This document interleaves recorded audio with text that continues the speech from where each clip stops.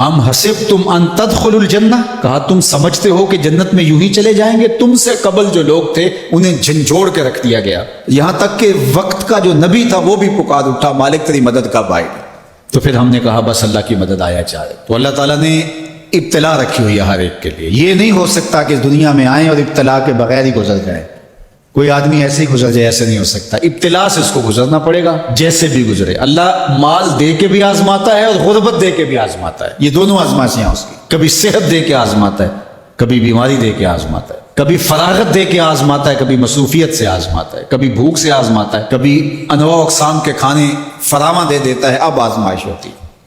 تو آزمائش تو ہے۔ اور حضور علیہ السلام سے حضرت ابو سعید خدری رضی اللہ تعالیٰ عنہ ملنے گئے تو آقا کریم علیہ السلام بخار میں مبتلا تھے، حضور کے اوپر لحاف تھا، کمبل تھا، تو انہوں نے کمبل کے اوپر ہاتھ رکھا تو بخار کی گرمی، جو جسم گرم ہو جاتا ہے بخار سے، وہ گرمی کمبل کے اوپر سے محسوس کی۔ تو حضرت ابو سعید نے عرض کی یا رسول اللہ یہ کیا؟ فرمایا ہم کو تکلیفیں دوہری ملتی ہیں، اجر بھی دوہرا ملتا ہے۔ سب سے زیادہ تکلیفیں انبیاء کو آئی، سب سے زیادہ تکلیفیں نبیوں کو پہنچی ہیں، پھر جو نبیوں کے خاص لوگ متبعین خاص، ان کی عادات کو اختیار کرنے والے۔ امام فخر الدین رازی نے تفسیر کبیر میں لکھا ہے کہ مکے سے لے کر طائف تک 70 ایسے نبیوں کی قبریں ہیں جن کی وفات صرف بھوک اور پیاس کی وجہ سے۔ حضرت خباب بن ارت رضی اللہ تعالی عنہ حضور کی خدمت میں حاضر ہوئے، حضور کعبۃ اللہ کی دیوار کے ساتھ بیٹھے ہوئے تھے، کافروں نے اتنے دکھ دیے، اتنی تکلیفیں دی کہ یہ تھوڑے سے پریشان ہو گئے۔ تو آقا کریم نے فرمایا خباب بس گھبرا گئے ہو؟ تم سے قبل ایسے لوگ بھی گزرے ہیں جس کے جسموں کو لوہے کی کنگھیوں سے چیرا گیا، حتیٰ کہ ان لوہے کی کنگھیوں کے دندانے کے نشان ان کی ہڈیوں پہ پڑے، ان کی لکیریں ان کی ہڈیوں پہ آئیں اور یوں لوہے کی کنگھیوں سے ان کی بوٹیاں نوچی گئی، اور ان کو کہا گیا دین کو چھوڑ دو۔ انہوں نے کہا جو کرنا ہے کر لو، ہم دین کو نہیں چھوڑ سکتے۔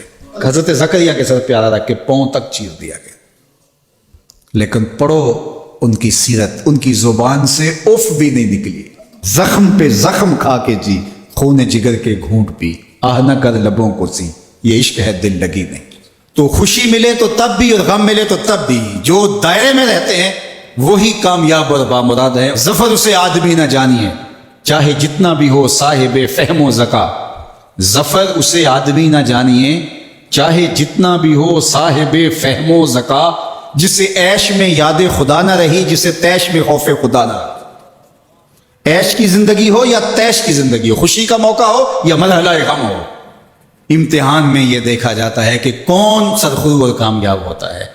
تو یہ زندگی امتحان گاہ ہے، کبھی مال کی فراوانی امتحان، کبھی غربت امتحان، کبھی پھلوں کی کثرت امتحان، کبھی پھلوں کا لٹ جانا امتحان، کبھی اولاد کی کثرت اور فرما بردار اولاد نصیب ہو جانا یہ امتحان، اور کبھی اولاد کا مر جانا یا نافرمان نکمی اور آوارہ اولاد پلے پڑ جانا یہ امتحان۔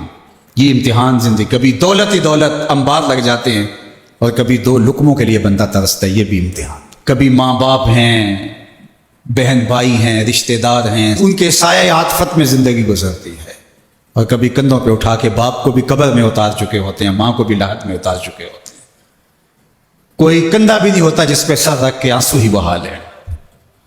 وہ لمحے بھی ہوتے ہیں، وہ گھڑیاں بھی ہوتی ہیں، وہ بھی گھڑیاں ہوتی ہیں۔ تو اللہ بندوں کا امتحان لیتا ہے، دے کر کے بھی اور لے کر کے بھی۔ اب کون ہے جو دونوں مرحلوں میں شکریہ ادا کرتا ہے؟ جو اللہ کے بندے ہوتے ہیں وہ کبھی بھی اللہ کی رضا کے دائرے سے باہر نہیں نکلتے۔ ان کے دو ہی رنگ ہوتے ہیں، کبھی شکر کرتے ہیں، کبھی صبر کرتے ہیں۔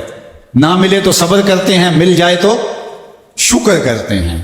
اور پھر ان کے پاس فراوانی ہو تو اپنے اطراف میں رشتہ داروں کو، اعزاؤں کو، اقربا کو، گلی محلے کے لوگوں کو، جو ایسے حالات کے اندر جس کے پاس فراوانی ہے وہ اپنا مال لوگوں کی ضرورت کے لیے نہیں نکالتا، وہ ناکام ہے امتحان میں۔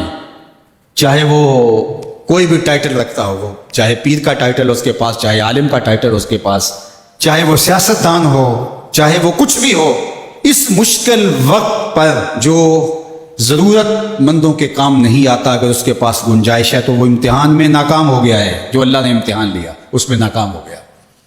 اور دوسرا جو مصیبت میں پھنس گیا وہ اپنی سفید پوشی کا آخری حد تک بھرم نہ ٹوٹنے دے۔ تو میں اور آپ لمحہ لمحہ امتحان گاہ میں کھڑے ہیں۔ میں ممبر پہ بیٹھا ہوں تو میں بھی امتحان میں ہوں، آپ یہاں بیٹھے ہیں، آپ بھی امتحان میں ہیں۔ فیکٹری کے مالک بن کے سیٹ پہ بیٹھے ہیں، آپ بھی امتحان میں ہیں۔ اقتدار کی مسند پر بیٹھنے والے سب سے بڑے امتحان میں ہیں، کیونکہ سب سے زیادہ تو ان سے پوچھا جائے گا نا۔